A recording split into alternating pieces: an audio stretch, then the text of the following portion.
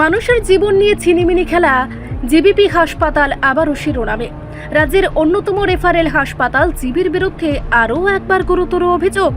চিকিৎসক ও হাসপাতাল কর্তৃপক্ষের গাফিলতির খেসারত দিল আরও এক জীবন।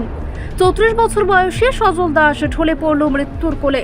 জানা যায় বিগত কিছুদিন আগে হাতে ইনফেকশন জনিত সমস্যা নিয়ে জিবির ট্রমা সেন্টারে ইমার্জেন্সি বিভাগে ভর্তি হয় সজল দাস। কিছুদিন জিবিতে তার চিকিৎসা চলছিল।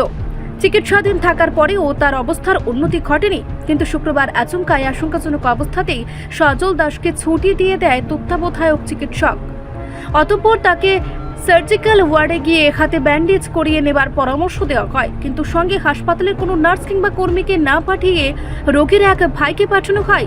সার্জিক্যাল ওয়ার্ডের টেবিলেই মৃত্যুর কোলে ঢলে পড়ল সজল দাস। অতঃপর হাসপাতাল কর্তৃপক্ষ তার মরদেহকে ময়নাতদন্ত করার জন্য পাঠাতে তোড়জোড় শুরু করে দেয়। এদিকে মৃতের পরিবারের লোককে কিছুই জানানো হয়নি।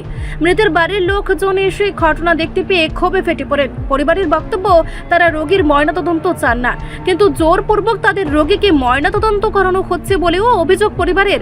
এদিকে গোটা ঘটনা নিয়ে জিবিপি হাসপাতালকে দায়ী করে একরাশ ক্ষোভ উগরে দিলেন মৃতের পরিজনেরা।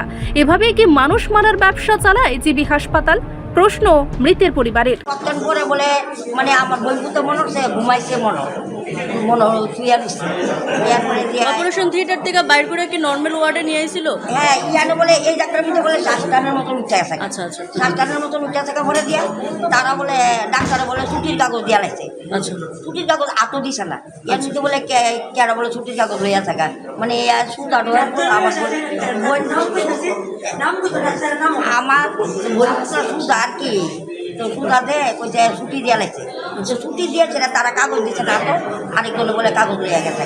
আচ্ছা, কাগজ লইয়া থাকে অনেক তারা খুঁজা পাইতেছে না, কাগজ লইয়া গেছে। যে কাগজ নিছে হ্যাঁ, সে কি আপনার রিলেটিভস যে নিছে, আপনার আত্মীয় স্বজনের মধ্যে? না না না না, তারা স্টাফের মধ্যে কাগজ পাইতেছে না, কাগজ লইয়া বলে গেছে।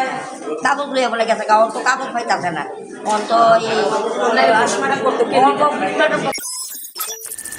রিপোর্ট সংবাদ প্রতীক্ষা।